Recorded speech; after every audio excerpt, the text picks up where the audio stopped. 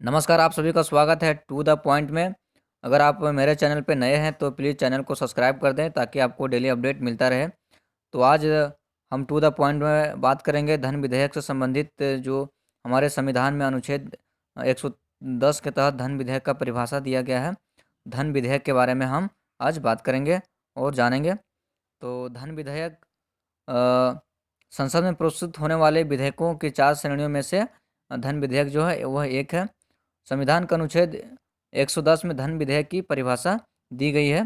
कोई विधेयक धन विधेयक माना जाएगा यदि वह किसी कर का अधिरोपण, उत्सादन, परिहार, परिवर्तन अथवा विनियमन करता हो, केंद्र सरकार द्वारा उधार लिए गए धन के विनियमन से संबंधित हो, भारत की संचित निधि, आकस्मिकता निधि की अभिरक्षा, ऐसी किसी निधि में धन जमा करने या उसमें से धन निकालने संबंधी हो, भारत सरकार की संचित निधि से या आकस्मिकता निधि की अभिरक्षा करता हो, भारत सरकार की संचित निधि से धन विनियोग करता हो, भारत की संचित निधि पर भारित किसी व्यय की उद्घोषणा या इस प्रकार के किसी व्यय की राशि में वृद्धि करता हो, भारत की संचित निधि या लोक लेखे में किसी प्रकार के धन की प्राप्ति या अभिरक्षा या इनमें व्यय या इनका केंद्र या राज्य की निधियों को लेखा परीक्षण करता हो। उपरोक्त विषयों का आनुषंगिक कोई भी विषय हो तो वो धन विधेयक माना जाएगा। कोई विधेयक धन विधेयक नहीं माना जाएगा यदि वह जुर्माने जुर्माने हो गया, अन्य धन संबंधी शास्तियों के अधीन अधिरोपण करता हो, किसी स्थानीय प्राधिकारी निकाय द्वारा स्थानीय परियोजना के लिए किसी कर के अधिरोपण, उत्सादन, परिवर्तन, विनियमन, परिहार का उपबंध करता हो, अनुज्ञप्तियों के लिए या किसी की गई सेवाओं के लिए शुल्क की मांग करता हो तो यह धन विधेयक नहीं होगा। अन्य महत्वपूर्ण बिंदु इनका देख लेते हैं। इसका किसी विधेयक के बारे में विवाद उठने पर वह धन विधेयक है अथवा नहीं, लोकसभा के अध्यक्ष का निर्णय जो होता है वह अंतिम होता है। किसी विधेयक को धन विधेयक के रूप में अध्यक्ष द्वारा प्रमाण पत्र दिए जाने के बाद ही उसकी प्रकृति के प्रश्न पर न्यायालय में अथवा किसी सदन में अथवा राष्ट्रपति द्वारा विचार नहीं किया जा सकता है।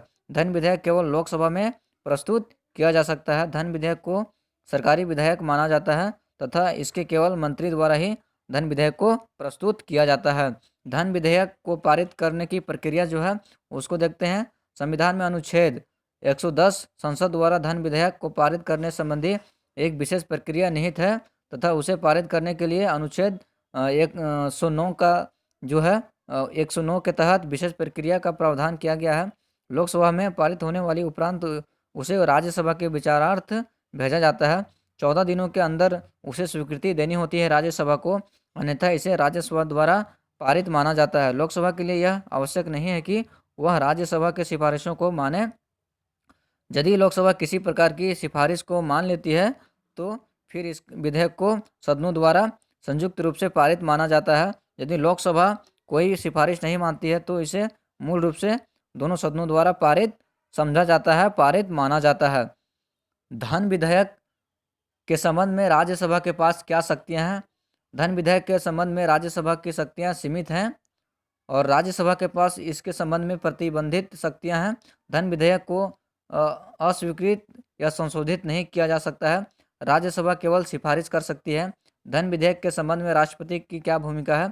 इसे केवल राष्ट्रपति की सिफारिश के बाद ही प्रस्तुत किया जा सकता है। दोनों सदनों द्वारा पारित होने के बाद धन विधेयक को राष्ट्रपति के समक्ष प्रस्तुत किया जाता है तो वह इस पर अपनी सहमति देता है या फिर इसे रोक कर रख सकता है। राष्ट्रपति इस विधेयक को किसी भी दशा में सदन को पुनः विचार के लिए नहीं भेज सकता है। Thank you.